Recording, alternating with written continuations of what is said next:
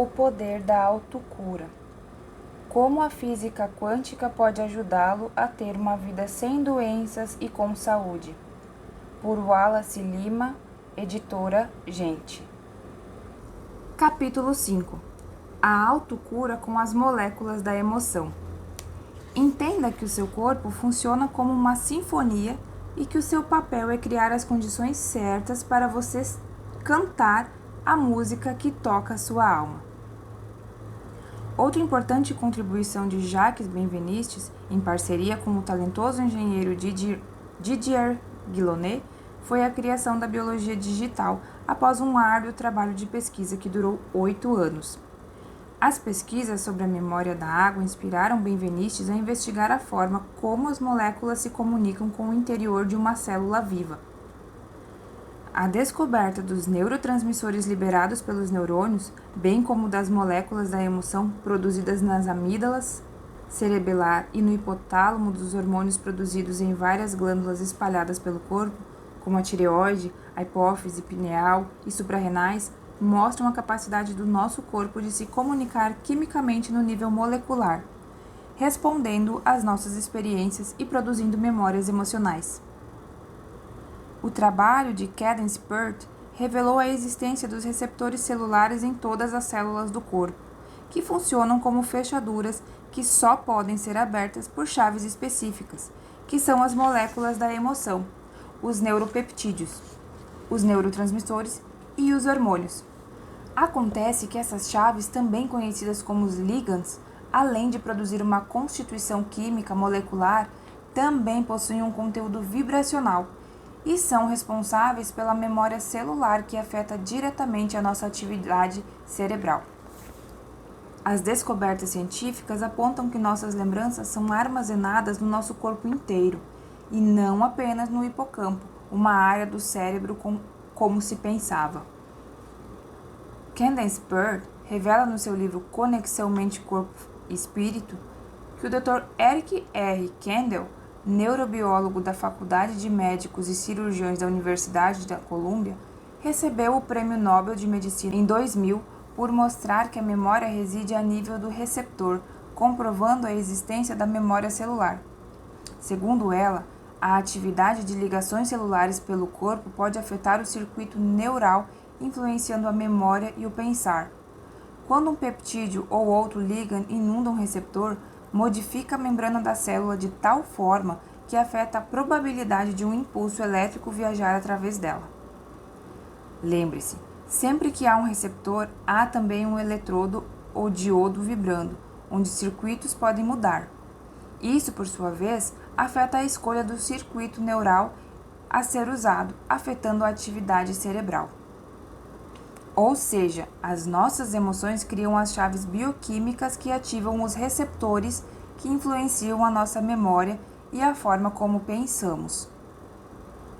Como os receptores são distribuídos pelo corpo inteiro, isso significa que, de fato, temos uma memória corporal, além de uma memória cerebral que afeta diretamente as nossas escolhas e quem nós somos. Todas as nossas lembranças são mediadas pelas moléculas da emoção, que desencadeiam nossas memórias subconscientes, que podem até se tornar conscientes por meio da nossa intenção de fazê-lo. As emoções são como drogas, nossa farmácia interior. As pesquisas de Cadence Pert, desde que descobriu os receptores opioides entre os anos 70 e 80, mostram que as emoções funcionam como drogas, como álcool, tabaco, Valium, Prozac, cocaína, heroína, morfina, maconha, entre outras. Isso acontece porque as emoções usam exatamente os mesmos receptores das drogas lícitas e ilícitas do mercado. A morfina e todas as drogas derivadas do ópio, como a heroína, usam os mesmos receptores da endorfina, conhecida como hormônio do prazer. O LSD usa os mesmos receptores da dopamina, hormônio também associado ao prazer e à sensação de recompensa. O canabinoide químico da maconha se encaixa na mesma categoria dos receptores dos endocannabinoides, fabricado pelo próprio corpo. Segundo Pert, Drogas internas e sucos internos, ambos unem neste gigantesco campo vibracional, acoplando-se nos receptores e fazendo as coisas acontecerem. As emoções seguem pelas mesmas vias que os peptídeos e receptores correspondentes, bem como as drogas que lhe receitaram ou que você toma ilegalmente. Os três, drogas, ligands naturais, como os peptídeos e as emoções, funcionam pelo mesmo mecanismo que é a conexão no local do receptor. O trabalho de Cadence Pert aponta, e que é a ideia central de sua teoria, é que há uma base física material para nossos sentimentos e emoções, da mesma forma que há para a ação das drogas e seus respectivos efeitos no organismo, e que nós já possuímos receptores para as drogas externas ao nosso corpo, sejam sintéticas ou naturais, o que indica que também as produzimos. No entanto, não existem drogas correspondentes a todos os grupos de receptores que possuímos em nosso corpo, o que mostra que a nossa farmácia interior é muito maior do que todas as drogas que já foram produzidas até hoje. Imagine como seria uma nova medicina cujo objetivo central das suas pesquisas fosse identificar todos os componentes da nossa farmácia interior, como foi feito com o genoma humano e com a microbiota humana, e treinar o nosso corpo-mente para desencadear as emoções certas capazes de ativar essa farmácia de Deus. Outra linha de pesquisa seria identificar e sistematizar as substâncias e todas as técnicas e medicinas naturais que também desencadeiam essa farmácia divina em nós, como os óleos essenciais e tudo o que consiste no que chamamos de medicina da floresta, que será abordado no capítulo 7. A principal diferença entre as drogas naturais e as químicas, sejam elas lícitas ou ilícitas, é que as químicas, por serem predominantemente sintéticas, possuem toxinas que sobrecarregam e estragam os receptores celulares. É por isso que é comum pessoas morrerem de overdose. Quanto mais usam as drogas, maiores precisam ser as doses para fazer o mesmo efeito das primeiras vezes que foram usadas, e com isso terminam por sobrecarregar o coração, levando o usuário à morte. Como ensinar o corpo a sentir menos ou eliminar a dor? Minha mãe tinha enxaqueca crônica e de vez em quando tinha crises que a levavam a ficar alguns dias de cama, com náuseas e atormentada pelas dores. Eu só entendi o sofrimento da minha mãe quando, por volta dos 13 anos, soube das suas dificuldades de relacionamento com meu pai, algo que acontecia desde que se casaram e que ela guardava 7 chaves. Isso me levou a associar a dor de cabeça dela com preocupações, problemas mal resolvidos, desencadeadores de emoções aflitivas. Pois bem, desde a minha adolescência desenvolvi uma metodologia própria, intuitiva, em que ao menor sinal de dor de cabeça eu rastreio o problema e procuro encontrar uma solução para ele, seja exterior ou interior, e com isso desarmo o gatilho da dor. Desde então, não sei o que é dor de cabeça e muito menos enxaqueca. Eu nunca tive. O trabalho de Cadence Pert também esclarece isso e mostra como podemos treinar o nosso corpo para sentir menos dor ou superá-la, como eu fiz com relação à dor de cabeça. Como vimos, as moléculas da emoção influenciam nossa memória, capacidade de aprender e nossa personalidade. O limiar da dor é estabelecido no cérebro por uma estrutura chamada de matéria cinzenta periaquedutal, MCPA. Ela é repleta de endorfinas, receptores opioides e muitas outras substâncias informativas que são diretamente influenciadas pela emoção. Ou seja, a sensação de dor depende diretamente do gerenciamento das nossas emoções. Um dado muito interessante apresentado pela Cadence é que o MCPA está muito próximo do córtex frontal, que é o responsável pela forma como planejamos nosso futuro e pela capacidade de decidirmos para onde queremos direcionar nossa atenção.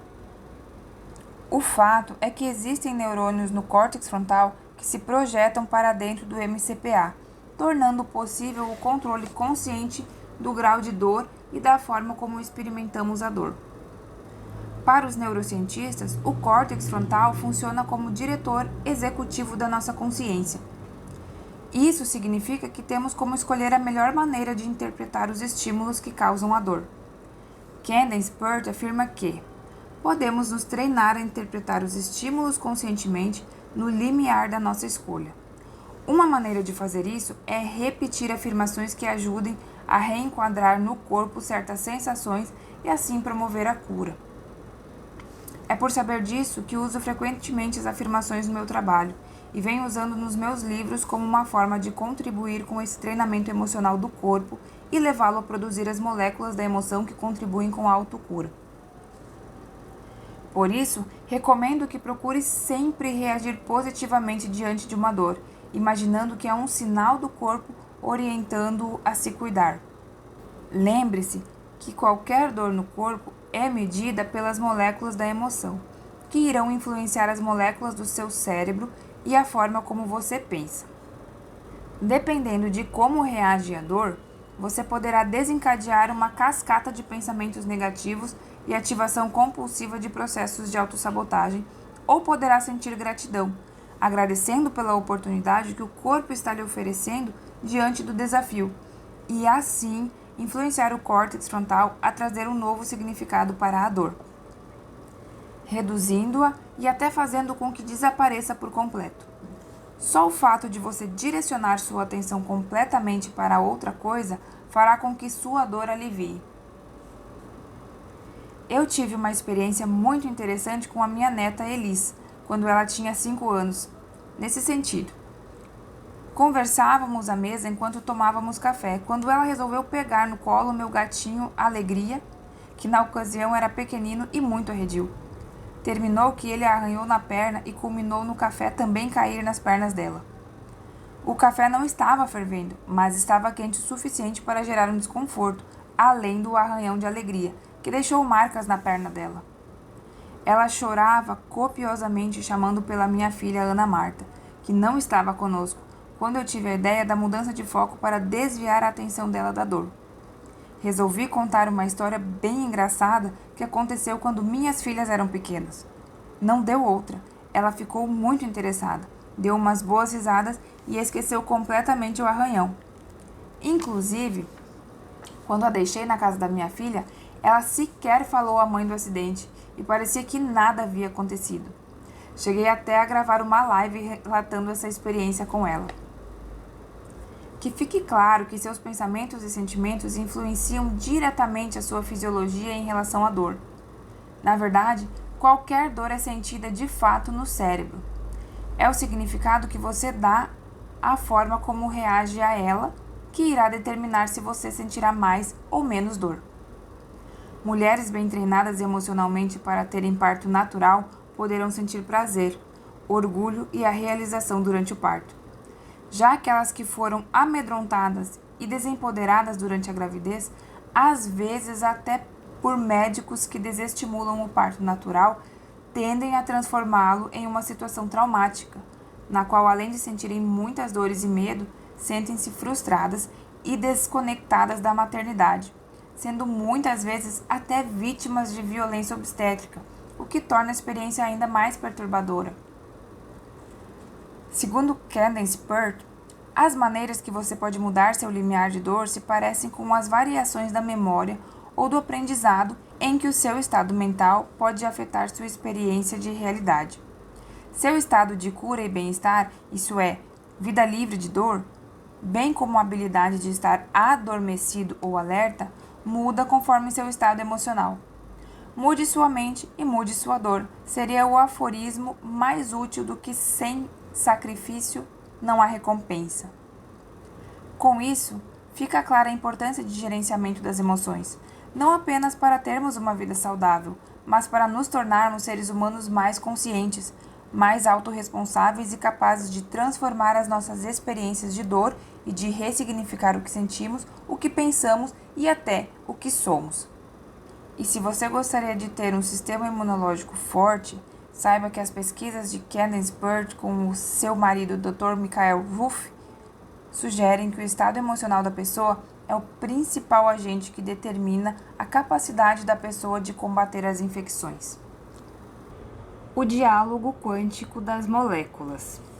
Na segunda ocasião em que estive na Índia, em 2012, quando fiz o curso de Medicina Ayurvédica com o Dr. Partap Chauhan, tive a oportunidade de conversar com ele em seu escritório junto com a minha sobrinha Tamara Lopes. Falei do meu trabalho com a física quântica, as medicinas naturais com foco na autocura e a superação das doenças crônicas, evitando o uso de medicamentos sintéticos. Tive o prazer de ouvir dele que os médicos ayurvédicos curavam todas as doenças com o uso de fitoterápicos, massagens, meditação e mudança de estilo de vida. No entanto, ele relatou que acredita que no futuro não haverá mais a necessidade das pílulas fitoterápicas e que esses medicamentos naturais serão transformados na vibração quântica específica relacionada a cada medicamento. É no que eu acredito também.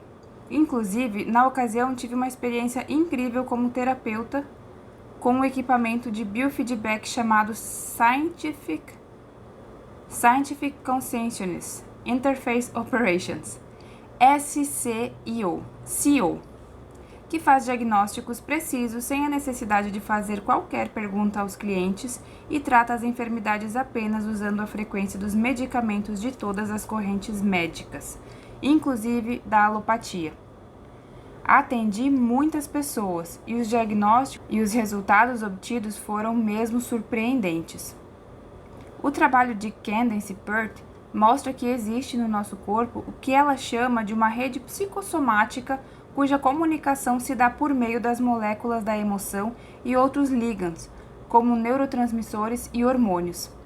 Já que cada uma das moléculas desses ligands possui uma frequência no nível quântico, será que teríamos como identificar e medir essa frequência e usá-las como medicamentos vibracionais? A ideia de Jacques Benveniste, com a criação da biologia digital em parceria com Didier Guillonet, era mostrar que, se cada molécula ressoa com sua frequência característica, ela possui receptores para essas frequências, o que possibilita a troca de informações com moléculas similares, como se cada molécula tivesse a sua própria estação de rádio com uma frequência específica. Esse processo facilita a comunicação eficaz à distância por meio do princípio da ressonância, em que a vibração de um corpo em uma dada frequência ativa um outro corpo, fazendo com que este vibre na mesma frequência que o primeiro, como um diapasão. Partindo disso, Benveniste imaginou que, se duas moléculas ressoassem na mesma frequência, com o mesmo comprimento de onda, elas desencadeariam um efeito cascata nas moléculas seguintes, transferindo a informação na velocidade da luz. Esse modelo é coerente com a resposta instantânea que sentimos ao vivenciar uma experiência com a emoção correspondente e também com o trabalho de Fritz Albert Pupp, que afirmou que, se os fótons no corpo estimulam moléculas ao longo de todo o espectro de frequências eletromagnéticas, é lógico que eles tenham sua própria frequência característica. De fato, por meio de experiências, Benveniste e sua equipe comprovaram que as células se comunicam por intermédio de sinais eletromagnéticos de baixa frequência, abaixo de 20 Hz. As frequências que ele examinou equivalem às amplitudes das frequências de rádio, embora não emitam ruídos que possamos detectar. Todos os sons emitidos no nosso planeta que são audíveis ao ouvido humano estão situados entre 20 Hz e 20 kHz. De acordo com essa teoria, duas moléculas, mesmo a uma grande distância, podem estar em sintonia e ressoar na mesma frequência. Assim, essas duas moléculas criariam uma nova frequência, que entraria em ressonância com outra molécula ou grupos de moléculas no estágio seguinte da reação biológica. Do ponto de vista de Benveniste, isso explicaria o motivo pelo qual minúsculas mudanças que uma molécula passa, como a substituição de um peptídeo, exerceria um efeito radical no que a molécula efetivamente faz. A comunidade científica já aceitava o fato de que tanto as moléculas do nosso corpo quanto as ligações intermoleculares emitem frequências próprias que podem ser detectadas pelos telescópios modernos a bilhões de anos-luz de distância. A contribuição de Benveniste foi demonstrar que as moléculas e os átomos têm frequências exclusivas usando tecnologia de ponta para registrar essa frequência e para usar o registro em si para comprovar a comunicação celular. O papo das moléculas por meio de frequências oscilantes. O seu corpo é o seu principal parceiro na jornada pela vida. Trate-o com cuidado, amor e carinho, para que suas células emitam a mensagem precisa para todo o universo escutar. Jacques Benveniste usou inicialmente apenas um amplificador e bobinas eletromagnéticas para transferir sinais moleculares específicos. 4 anos depois, em 1995, ele conseguiu registrar e reproduzir esses sinais em um computador multimídia.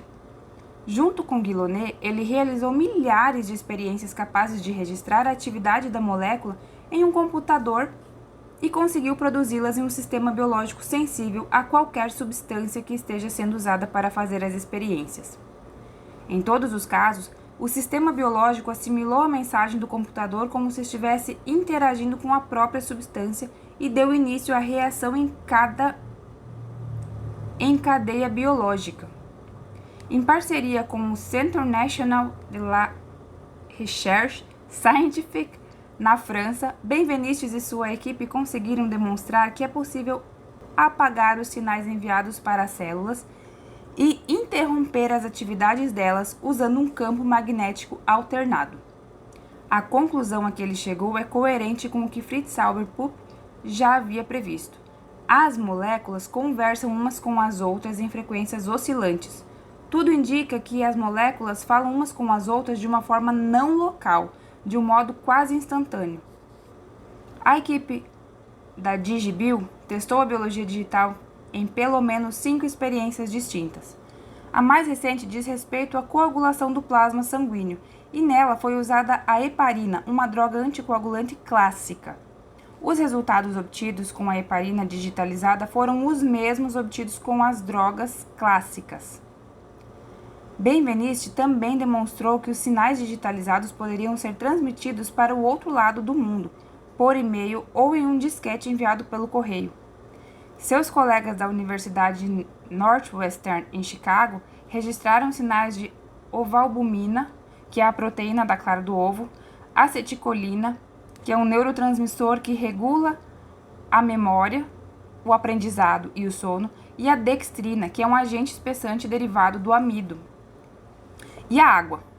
Os sinais dessas moléculas foram digitalizados e registrados em um transportador e em um computador equipado com placa de som. Os sinais foram gravados em um disquete, que foi enviado pelo correio para a DigiBio, em Clamart.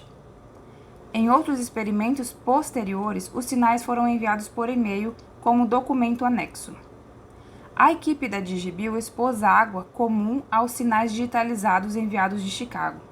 Injetaram essa água exposta em cobaias e, posteriormente, injetaram apenas água comum, sem ter sido exposta aos sinais. Os efeitos da água digitalizada foram idênticos aos efeitos produzidos pelas substâncias propriamente ditas. Essas informações mostram que, se houvesse interesse e investimento maciço em pesquisas nessa área, já poderíamos estar utilizando em larga escala a biologia digital para tratar eletromagneticamente o corpo com as frequências dos medicamentos. Isso seria uma verdadeira revolução na ciência médica, e creio que ainda não aconteceu porque afeta diretamente os interesses da indústria farmacêutica. Se isso se concretizasse, em vez de tomar medicamentos sintéticos e até mesmo naturais, poderíamos usar apenas a frequência desses medicamentos e poupar o corpo dos inúmeros efeitos colaterais que desencadeiam novas doenças e perpetuam o adoecimento crônico. Para minha surpresa, ao pesquisar sobre a DigiBio no Google, encontrei um anúncio de 2019 da Universidade de Indiana, nos Estados Unidos, do Indiana Clinical and Translational Science Institute, CTSI, lançando uma linha de financiamento para usar uma nova ferramenta de pesquisa do Indiana Biosciences Research Institute, IBRI, em parceria com Malvern Sphere, chamada DigiBio. O CTSI reconheceu que a tecnologia DigiBio pode ajudar os pesquisadores a capturar dados de participantes que antes eram muito difíceis, demorados e caros de registrar. Centenas de participantes da Universidade de Indiana concluíram os estudos usando o aplicativo da DigiBill. O texto fala que a DigiBill também está trabalhando com pesquisadores da Califórnia e de Connecticut. Possivelmente, os americanos, com o seu pragmatismo, senso de oportunidade e capacidade de investimento, visualizaram o potencial dessa tecnologia e isso abre espaço para a expansão das pesquisas e investimentos a nível mundial. Observe que a homeopatia, as terapias florais, a acupuntura, os óleos essenciais e as terapias energéticas, como o Reiki, entre outras alternativas de tratamento natural, já fazem uso desses recursos vibracionais e atuam como corretores de frequência, sequestradores de frequências dissonantes e desobstruidores de caminhos energéticos. Eu fico imaginando que no mundo digital que nós vivemos hoje, considerando que os sinais digitalizados podem ser enviados para o outro lado do mundo por e-mail ou até pelo correio em um pendrive, cada pessoa poderia ter em casa a sua farmácia digital com medicamentos vibracionais para primeiros socorros, entre outros, de acordo com a necessidade de cada pessoa. Uma experiência radical de autocura. Deixei de tomar medicamentos alopáticos há mais de 30 anos como estratégia de cura por ter clareza de que nunca havia me curado de nada e de que, pelo contrário, havia adquirido novas doenças ao longo dos aproximadamente 20 anos em que só me tratei com alopatia. Durante esse período em que deixei de ingerir os alopáticos, fiz uso desses medicamentos poucas vezes em situações nas quais reconheço a sua importância e nas quais eles podem, inclusive, salvar vidas, que é o caso de emergências, quando não há outros recursos, bem como em cirurgias. Uma dessas ocasiões foi quando tive um sério comprometimento na cervical, após um jogo de futebol em meados de 2008. Senti dores terríveis, fui atendido 2 vezes na emergência e cheguei a tomar morfina. Ao fazer o exame, foi detectado o comprometimento de 2 vértebras da cervical. Um amigo meu, médico acupunturista, me falou que o meu caso era cirúrgico e recomendou que procurasse um especialista. Nesse momento, tomei a decisão de me curar sem tomar medicamentos químicos e aproveitar para exercitar a minha capacidade de autocura, aquilo que eu acreditava. Não fui a nenhum médico especialista e optei pelas práticas naturais como meditação, EFT, acupuntura, quiropraxia, argila misturada com cebola roxa e gengibre, toque quântico, ritos tibetanos e até apipuntura, que é a acupuntura feita com picadas de abelhas. A picada da abelha libera um corticoide natural que gera um alívio quase imediato das dores. Eu tomei uma picada a cada 2 dias até atingir 6 picadas, que mantive até não sentir mais dor. Também trabalhei meu equilíbrio emocional com florais e homeopatia, pois nessa ocasião estava deixando para trás tudo o que havia vivido na presidência de uma empresa com 37 sócios e me lançado totalmente na minha jornada quântica de evolução e autocura. Eu vi aquele acidente como uma bela oportunidade. Aos poucos, a dor foi passando. Fui recuperando o movimento do meu braço esquerdo, que já não conseguia levantar, até chegar ao ponto em que não sentia mais dor nenhuma. Lembro que em agosto de 2008 eu já havia voltado a dirigir, mas ainda usava um colar de proteção no pescoço e direcionei meu foco para me harmonizar emocionalmente. No fim do ano, eu me sentia completamente recuperado e resolvi passar o ano novo em contato com a natureza, na Chapada Diamantina, na Bahia. Ao chegar à rodoviária de Salvador, tive a ideia de realizar o sonho de fazer a trilha do Vale do Pati, considerado o melhor trekking do Brasil e o segundo melhor do mundo, perdendo apenas para a trilha de Machu Picchu. Liguei para Carlos Chapada, um guia que mora em Caruaru e com quem eu já havia feito trilhas menores na Chapada, e ele topou. A trilha do Vale do Pati tem 64 quilômetros de extensão. Fica em uma região de proteção ambiental e você precisa se hospedar em casas de nativos, pois não é permitido ter pousadas por lá. Uma aventura digna para testar se estava mesmo curado da coluna. A primeira parte da trilha é uma caminhada de aproximadamente 5 quilômetros subindo uma serra até atingir o topo. e daí a caminhada fica mais amena. Fiz toda a trilha com uma mochila nas costas, em que levava roupas e mantimentos, e cheguei ao fim sem sentir dor nenhuma. De fato, eu havia me curado, e até hoje, 13 anos depois, não fui a nenhum médico da coluna, nem voltei a fazer qualquer exame. Foram várias experiências de autocura que tive desde que optei não mais tomar medicamentos alopáticos. Hoje, tenho uma farmácia viva de óleos essenciais em casa, bem como alguns suplementos que considero fundamentais, além de consumir diariamente meio litro de suco vivo, feito com verduras e frutas orgânicas e água de coco orgânico, e café quântico, que é uma receita minha em que uso o café orgânico com uma série de superalimentos que mantém a minha imunidade nas alturas o ano inteiro. Graças a tudo isso, hoje eu raramente adoeço.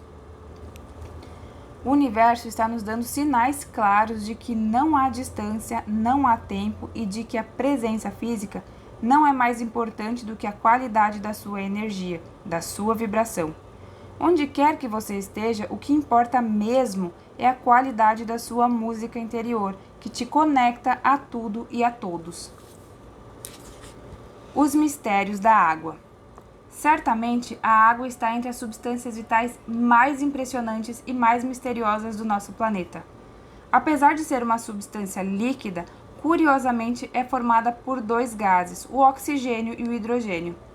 Segundo o livro O Campo, dois físicos do Instituto Nacional de Física Nuclear da Itália, Emilio Del Guiducci e Giuliano Preparata, estudavam a água como parte de um ambicioso projeto que tinha como objetivo explicar o motivo pelo qual certas substâncias se mantêm coesas. Eles conseguiram comprovar que, quando estão muito aglomerados, átomos e moléculas manifestam um comportamento coletivo, formando o que chamam de domínios coerentes, que é um fenômeno que ocorre na água. Line revela que, em um artigo publicado na Psycho Review Letters, Preparata e Del Guiducci demonstraram que as moléculas da água criam domínios coerentes, mais ou menos como faz o laser. A luz branca é composta por fótons de diversas frequências e comprimentos de onda, que compõem as cores do arco-íris que vemos em dias de chuva devido ao fenômeno da refração luminosa. No caso do laser, os fótons possuem um alto nível de coerência em que não há dispersão, o que faz com que as partículas de luz fiquem concentradas e sejam emitidas em forma de um feixe contínuo, semelhante a uma única onda coerente com uma cor intensa. As experiências dos dois físicos levaram a uma conclusão muito interessante. Eles constataram que os comprimentos de ondas individuais de moléculas da água se tornam informados na presença de outras moléculas, como se fossem imantados, e tendem a se polarizar ao redor de qualquer molécula carregada, armazenando e transportando sua frequência para que possa ser lida à distância. Isso quer dizer que a água funciona como um gravador, armazenando e conduzindo informações, quer a molécula original ainda esteja presente ou não, o que explica o funcionamento dos medicamentos homeopáticos, que é, com alta diluição, praticamente não se tem sequer uma molécula da substância que deu origem ao medicamento. A sucção, o agitamento dos recipientes em alta velocidade, como é feito na homeopatia, funciona como um método para acelerar o processo. De acordo com Benvenistes, a água é tão vital para a transmissão de energia e informações que os sinais moleculares só podem ser transmitidos pelo corpo se isso for feito em meio aquoso. Inclusive, no momento em que estava escrevendo essa parte do livro, fiz uma pausa e aproveitei para tomar o resto da minha garrafa de água, que deixo sempre à minha frente quando estou escrevendo. E recomendo a você que também faça uma pausa e tome um generoso copo de água. Você ainda pode segurar o copo e falar palavras como amor e gratidão, ou apenas entrar em ressonância com a frequência desses sentimentos e emaná-los para a água, como ensinou Masaru Emoto, que vinha conhecer pessoalmente em 2013, após ele ter se tornado uma celebridade mundial com o filme Quem Somos Nós, no qual mostrou como as palavras afetam a estrutura da água. Em 2013, eu organizei o terceiro Simpósio Internacional de Saúde Quântica e Qualidade de Vida, no Palácio das Convenções do IMB, em São Paulo, com grandes pesquisadores, médicos e cientistas do Brasil e do mundo. Entre eles estava Masaru Emoto, que eu havia visto pela primeira vez em 2005, no filme que mencionei. Ele desenvolveu um método em que, após a água ser submetida à vibração de alguma palavra ou ao som de uma sinfonia de uma oração ou a voz de Hitler, ele a congelava a temperaturas muito baixas e ia aumentando lentamente a temperatura. Aos poucos, o gelo ia descongelando. Ele acompanhava todo o processo, que era feito muito lentamente, e com uma máquina fotográfica muito sensível ia registrando a transição do estado sólido para o estado líquido. Foi assim que ele detectou o desenvolvimento de cristais de água, que formavam mandalas belíssimas e que foram fotografadas no seu esplendor quando o líquido congelado era associado a palavras ou músicas eruditas de alta vibração, ou imagens horrorosas quando a água era submetida à voz de Hitler. Os experimentos de Masaru Emoto demonstraram que a água é suscetível à vibração das palavras, dos sentimentos, da música, enfim, de tudo que emana vibrações, incluindo as cores e os aromas. Como o nosso corpo é formado por aproximadamente 70% de água, que é responsável pela transmissão dos sinais entre as moléculas, vamos entender a importância da hidratação, ou seja, de tomar água regularmente. Voltando aos experimentos de Emoto, ele fez rituais de cura nas águas de lugares contaminados, como no caso da usina nuclear de Fukushima, em Chernobyl, cujo acidente impactou o mundo. E ele retrata também na matéria publicada no site Good News Planet, disponível no QR Code a seguir, como conseguiu reverter os danos dos cristais de água estragados usando a vibração do amor e da gratidão. Sabendo disso, eu resolvi convidá-lo para uma cerimônia simbólica de cura das águas do rio Tietê, na ocasião do evento em São Paulo, considerado um dos rios mais poluídos do mundo naquele momento. De pronto, ele topou. Organizamos um belo evento com grande cobertura da imprensa e pude presenciar de perto todo o ritual junto com Masaru Emoto, acompanhá-lo e perceber todo o seu envolvimento e cuidado com a natureza. Depois do ritual, fomos a um espaço fechado, onde nós dois proferimos palestras para um público atento e curioso com o trabalho inovador que Emoto vinha desenvolvendo sobre a memória da água, e abrimos com chave de ouro as atividades do terceiro Simpósio Internacional de Saúde Quântica e Qualidade de Vida. O evento foi um sucesso e conteve a presença de outras celebridades como Amit Goswami, Gabriel Conscience, Dr. Lair Ribeiro, Julian Bernard, Dr. Adalberto Barreto e tantos outros. Cuide bem da água do seu corpo. Ela é o veículo que carrega as preciosas informações que fazem de você a máquina mais incrível e perfeita do universo. A água organiza a sinfonia do seu corpo.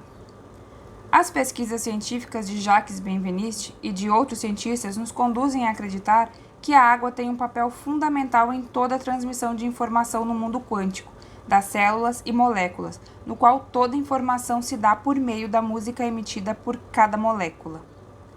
Isso nos convida a olhar para a saúde pela perspectiva de buscar a afinação certa para que o corpo possa tocar a sua sinfonia com perfeição, bem como buscar os métodos naturais que atuem como um diapasão, e assim, sempre que o corpo denunciar algum desequilíbrio por meio de um sintoma, possamos restaurar o equilíbrio natural, identificando a causa do sintoma, o que leva o corpo a desafinar e adoecer, de modo que possamos estimulá-lo a cantar a sua música original. Como estudioso e apaixonado pelo conhecimento que inspira o autoconhecimento, e por conviver com muitas pessoas que acompanham o meu trabalho e vivem sob o flagelo das doenças crônicas e autoimunes, dependentes de medicamentos químicos, que a cada dia comprometem a qualidade da vida, comprometem a qualidade da água do corpo e toda a comunicação saudável entre as moléculas, eu fico imaginando quando será o ponto de virada da humanidade. Aquele que nos leva a um processo evolutivo que não repita nenhum processo predatório e agressivo, que não seja contra a natureza como um todo, que não seja contra nós, seres humanos. O meu sonho é que possamos disseminar uma cultura baseada em valores e princípios humanos, como o amor, o respeito, a comunhão, a cooperação entre os povos. Sei que isso pode parecer utópico para você que está lendo esse livro. No entanto, no momento que se deixar guiar por esses princípios, você estará mudando o mundo, estará influenciando pessoas e estará, sobretudo, qualificando a relação que tem consigo, com o seu corpo-mente e cuidando dos oceanos e mares que habitam dentro de você e que são responsáveis por transmitir todas as informações vitais e fazem de você um ser humano. Não tenha medo de pensar fora da caixa. Não tenha medo da culpa subjacente que estará presente quando se movimentar nesse sentido, transitando da boa para a má consciência. Lembre-se de que cientistas geniais como Fritz Sauber Pupp e Jacques Benveniste sofreram um escárnio da parte da comunidade científica e, mesmo assim, jamais abriram mão de suas ideias e seus ideais e de deixar um legado extraordinário para a humanidade. Lembre-se de indivíduos iluminados como Jesus, cuja base da pregação era o amor, era a fé, que foi crucificado e passou pelo escárnio público dos próprios compatriotas. Na passagem bíblica, "E conhecereis a verdade, e a verdade vos libertará", em João 8,3, Jesus deixa claro que, no momento em que formos tocados pela verdade, a libertação acontecerá. E não fará mais sentido voltar atrás, nos comportarmos como mendigos espirituais, desconectados da fonte criadora, que amorosamente e às vezes abruptamente nos convoca a evoluir, a sair do domínio da pequenez, da autoagressão, ao nosso corpo-mente e a nos conectar à nossa grandeza, à nossa capacidade inata de fazer milagres, de se autocurar e se conectar à glória de viver de maneira saudável e abundante. Não é um sacrifício despertar para a glória, mas é um sacrifício aceitar qualquer coisa menor que a glória. Não conheces o que o amor significa, porque buscaste adquiri-lo com pequenas dádivas, assim valorizando-o muito pouco para compreenderes a sua magnitude. Livro O 100. A verdade vem por caminhos tortos. A revista Nature, conhecida por seu conservadorismo e aversão à homeopatia, tentara fraudar as experiências de Benveniste para desacreditá-lo perante a comunidade científica.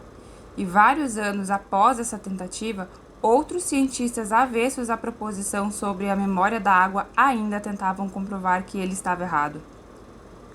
A professora Madeleine Haines, da Queen's University de Belfast, foi uma dessas cientistas céticas que se determinou a comprovar que a homeopatia e a memória da água eram conceitos absurdos e que precisavam ser desmascarados de uma vez por todas. Ela não podia imaginar que o seu descrédito e a sua obstinada persistência iriam dar uma importante contribuição para comprovar exatamente o contrário.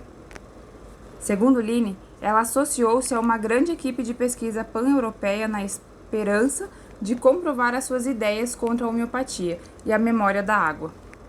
A experiência original de Benvenistes foi conduzida por um consórcio de 4 laboratórios independentes na Itália, na França, na Bélgica e na Holanda, e dirigida pelo professor Emil Robert Freud, da Universidade Católica de Louvain, em Bruxelas. A experiência foi rigorosamente científica e considerada impecável. No fim de tudo, 3 ou 4 laboratórios da professora Haines obtiveram resultados estatisticamente significativos com os preparados homeopáticos.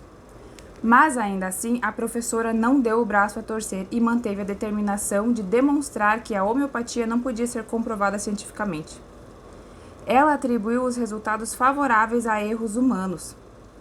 E, com o intuito de eliminar esses possíveis erros, ela aplicou um protocolo de contagem automatizada nos números que tinha e acreditava que, com isso, iria demonstrar de uma vez por todas que a homeopatia não fazia sentido.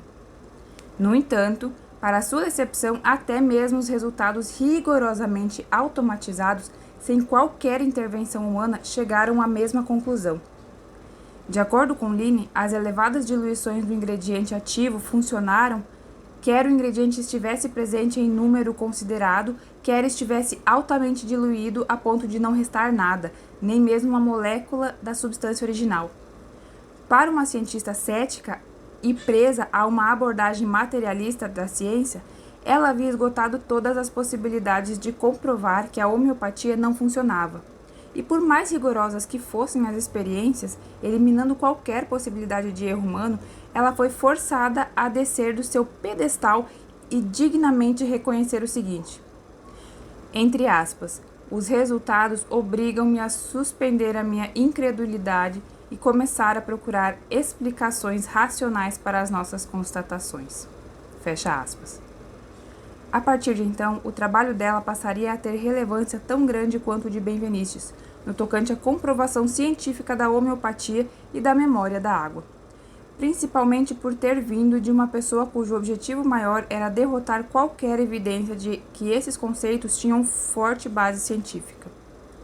Na prática, aconteceu exatamente o contrário do que a professora Aines previa, e o seu trabalho funcionou como uma gota d'água para comprovar a tese de Benveniste e todas as pesquisas científicas que buscavam evidenciar a eficácia da homeopatia. Se a nossa comunidade científica fosse de fato científica, estaria incessantemente em busca da verdade, mesmo que para isso precisasse abandonar as velhas concepções, muitas vezes ultrapassadas e que levam a uma prática médica limitada e presa a conceitos materialistas e mecanicistas que foram estruturados a partir dos séculos XVI e XVII, com as descobertas da física clássica, tomando como base cientistas como Galileu Galilei, Isaac Newton e René Descartes, entre tantos outros que contribuíram para o desenvolvimento de inúmeras tecnologias que culminaram com a Revolução Industrial do século XVII. A importância da física clássica é indiscutível. No entanto, com a descoberta da física quântica e relativística a partir do início do século XX, ficou claro que as leis da mecânica clássica não conseguem explicar os fenômenos do mundo subatômico, bem como os que acontecem em estruturas gigantes e complexas como as estrelas, os buracos negros, os pulsares, os quásares e demais eventos que envolvem velocidades maiores que 10% da velocidade da luz. Para o micromundo dos átomos, a física quântica e a mecânica quântica trazem as respostas que fogem ao escopo da mecânica clássica. Já para as grandes estruturas e altas velocidades, precisaremos fazer uso da teoria da relatividade especial e geral de Einstein. Essa resistência em aceitar um novo paradigma me faz lembrar de Max Planck, que disse: uma nova verdade científica não triunfa com a convicção dos seus opositores ou através do esforço de fazê-los ver a luz. Triunfa, geralmente, porque esses opositores finalmente morrem e cresce uma nova geração mais familiarizada com ela. Entre aspas, o verdadeiro cientista se alegra em ver a sua tese aprimorada ou até mesmo superada. Ele não está em busca de simplesmente negar o que se opõe ao que acredita, pois seu compromisso maior é com a verdade e não com o seu ponto de vista. Seja um cientista de si mesmo. Como era de se esperar, as grandes revistas de viés conservador, como a Nature, que já havia feito uma caça às bruxas com relação ao trabalho de Benveniste, sequer deram um destaque ao trabalho científico rigoroso de Madeleine Aines, que dava provas cabais da eficácia da homeopatia. Foi só alguns anos depois que a sua descoberta foi divulgada em uma publicação relativamente desconhecida para garantir que ninguém prestaria atenção à notícia. Fatos como esses nos convidam a investir cada dia mais em autoconhecimento e a ficar muito atento ao que está sendo publicado de maneira massiva pelas mídias. É muito comum a defesa de interesses escusos de grupos econômicos desconectados de uma nova ordem humanitária baseada na sustentabilidade, na cooperação, no fortalecimento da cidadania e dos princípios básicos da democracia solidária dentro de uma compreensão em que vivenciamos relações de interdependência. Enquanto tivermos descaso com a natureza, sofreremos cada vez mais os reveses do desequilíbrio que estamos proporcionando e seremos afetados diretamente na nossa saúde e qualidade de vida. O eletromagnetismo humano.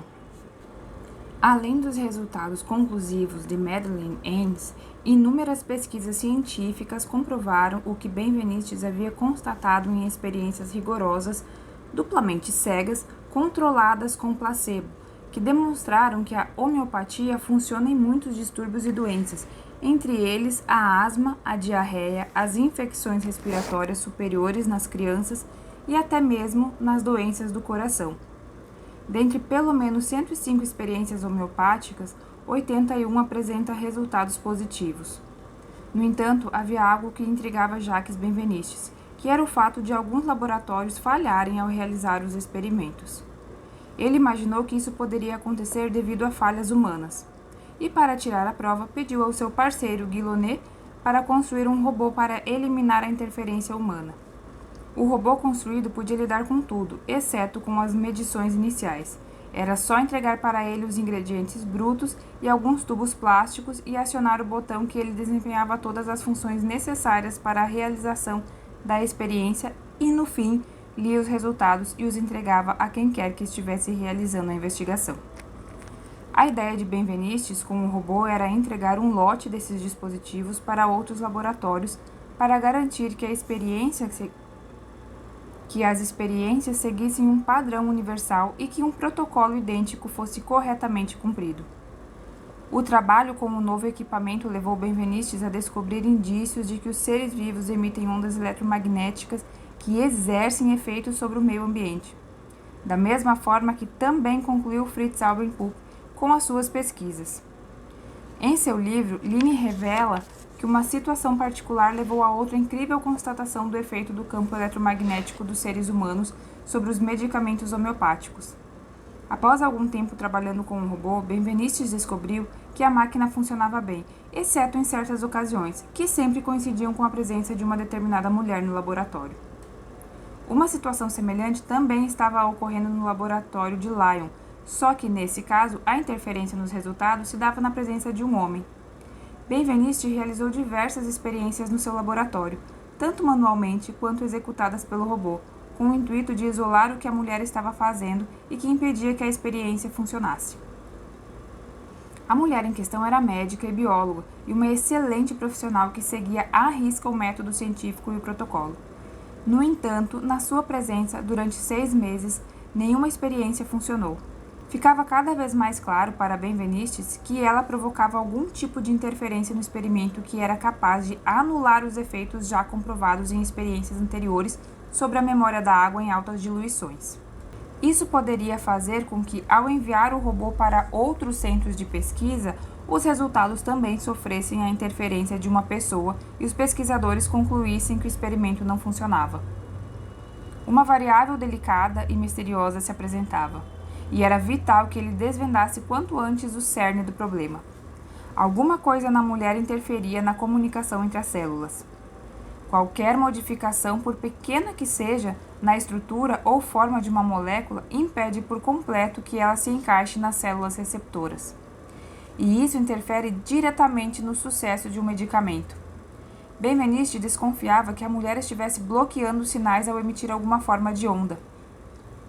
Foi quando resolveu desenvolver um método para investigar se de fato isso estava ocorrendo e comprovou que a mulher emitia campos eletromagnéticos que estavam interferindo na sinalização da comunicação da experiência. A mulher provocava uma interferência que, da mesma forma que as substâncias carcinogênicas de Pupp, funcionava como uma embaralhadora de frequências. Para Benveniste, isso parecia incrível demais para ser verdade. Dava a impressão de pertencer mais à esfera da magia do que da ciência, revela Line. Einstein também demonstrou espanto com a teoria da não-localidade quântica e chegou a afirmar certa vez que, se não-localidade quântica fosse comprovada, a física quântica se pareceria mais com a paranormalidade. Ele chegou a chamar a não-localidade quântica de ação fantasmagórica à distância. Isso mostra que mesmo grandes gênios da ciência também se chocam com as novas ideias.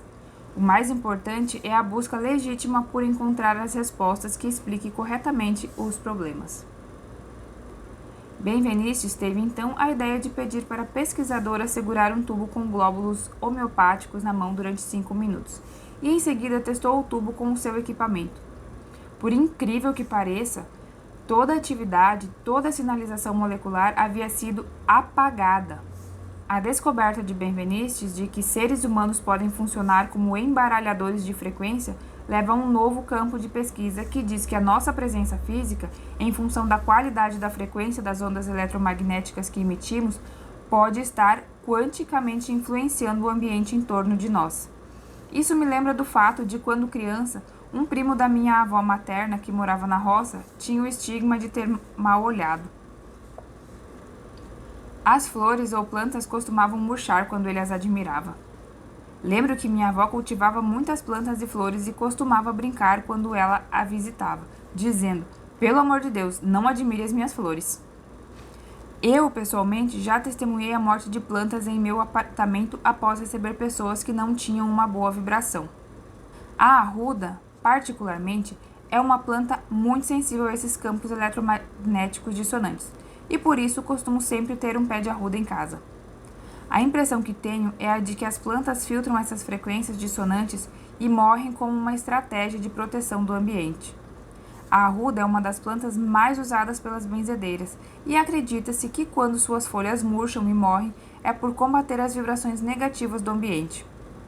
Recomendo que você tenha sempre arruda em casa, pois ela atua como esse filtro de proteção energética.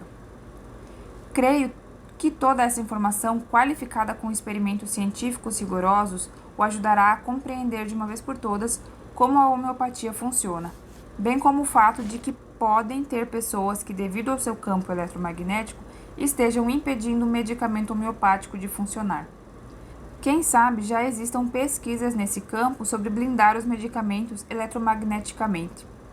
Também por isso, não é recomendável colocar os remédios em cima de geladeira ou em contato com celulares, computadores, TV, rádio e qualquer equipamento que emita ondas eletromagnéticas, pois eles podem atuar como embaralhadores de frequência e anular os efeitos do medicamento homeopático. Recomenda-se também evitar proximidade com ambientes úmidos ou com luz solar direta, bem como odores, perfumes, sabonetes, temperos e qualquer substância que contenha cânfora e menta. Cura de dor crônica de 10 anos. Vou deixar aqui mais um depoimento de uma pessoa que participou da imersão Coaching Quântico e passou por um processo de cura incrível. O casal Milton César e Eliane Massi já acompanhava meu trabalho pela internet há alguns anos e os meus vídeos tinham contribuído para tirar uma pessoa da família deles de uma depressão profunda. Ao fim do primeiro dia do Coaching Quântico, na sexta-feira do dia 10 de agosto de 2018, eles me procuraram para expressar gratidão pelo meu trabalho. Milton é empresário e, devido a outros compromissos, só pôde participar do primeiro dia. Eliane fez a imersão completa e no dia seguinte, no sábado de manhã, enquanto eu ministrava o curso, percebi que ela estava com os olhos cheios de lágrimas. No intervalo, eu a procurei para saber se estava bem e ela me confessou que estava emocionada com o que havia acontecido com o marido na noite anterior. Após 10 anos de dores crônicas, ao sair da palestra, ele conseguiu superar a dor e no dia seguinte continuava sem senti-la. No domingo à noite, eles me deram carona e me contaram em detalhes o ocorrido. No fim da imersão, Eliane gravou o depoimento que transcrevo a seguir. Depoimento. Olá, sou Eliane, pedagógica e psicóloga. Vim aqui para São Paulo para realizar presencialmente o curso Coaching Quântico com o professor Wallace Lima. E no dia da palestra de abertura, na sexta-feira, meu marido veio participar da palestra de abertura do curso. E no momento da palestra, quando o professor Wallace estava falando sobre as células-tronco, ele começou a internalizar aquilo dentro dele. Ele chegou aqui com muitas dores. Ele tem um problema de dor há 10 anos e ele sofre muito com isso. E assim, já ficou de cama, tomou morfina, remédios anti-inflamatórios e tudo o que possa se imaginar. E ele chegou aqui, eu moro a 450 quilômetros em São José do Rio Preto. Ele chegou aqui com muitas dores e com a perna formigando, e ele veio assistir a palestra de abertura. No momento em que o professor Wallace começou a falar das células-tronco, aconteceu uma coisa incrível. Depois que nós saímos daqui, ele disse para mim que estava sem dor. Eu falei, como assim?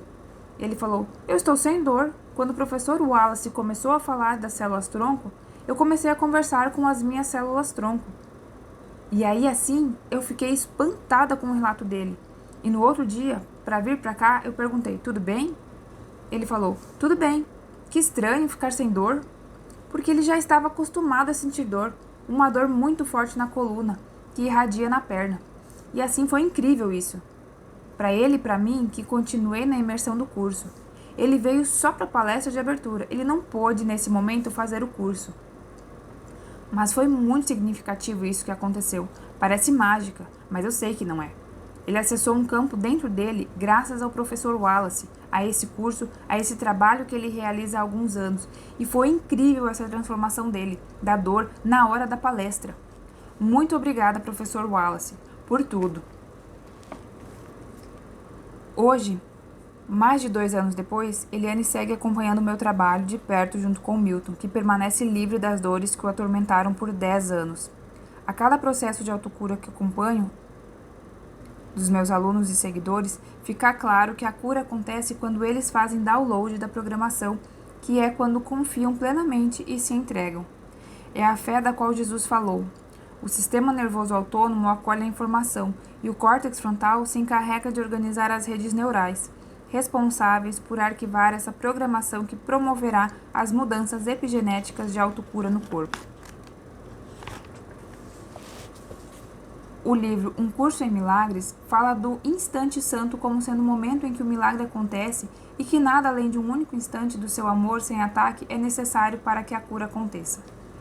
Tenho buscado trabalhar o roteiro do coaching quântico sempre elucidando a base científica que ancora a razão, que na escala de Hawkins está calibrado em 400 Hz, construindo uma ponte para o amor, que é de 500 Hz, a alegria de 540 Hz, a compaixão e a paz de 600 Hz.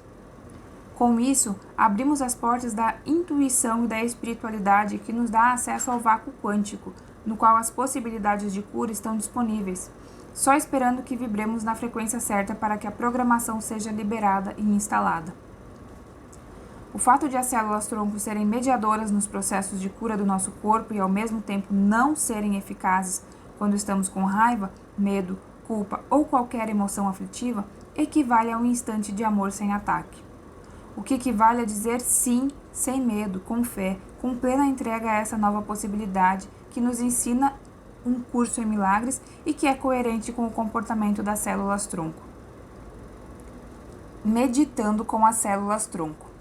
Sente-se de maneira confortável e apenas respire lenta, pausada e tranquilamente pelo baixo ventre. Coloque as mãos no coração e, enquanto imagina estar respirando por meio do coração, experimente sentir gratidão por tudo que existe. Por todas as pessoas que já fizeram parte da sua vida, pelas que não estão mais neste plano, pelos animais, pelas plantas, pelas flores, pelo canto dos pássaros, pelo mar, pelos rios, pelas florestas, pela lua, pelo sol. Quando sentir o seu corpo-mente tranquilo e presente, experimente enviar uma mensagem de WhatsApp para as suas células-tronco e peça a elas que vasculhem o seu corpo e curem o que precisar ser curado.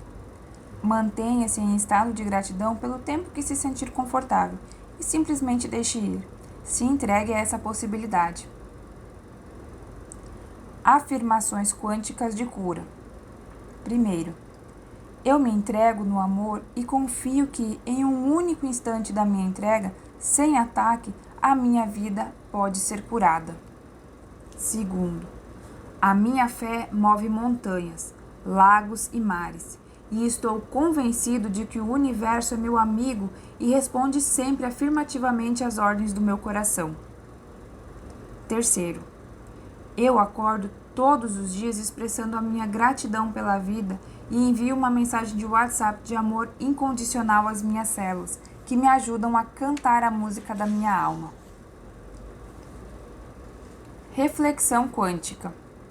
Você não tem controle nenhum sobre o mundo exterior ou as pessoas, mas você pode ter controle sobre as suas emoções, seu mundo interior e a forma como você vê o mundo e as pessoas.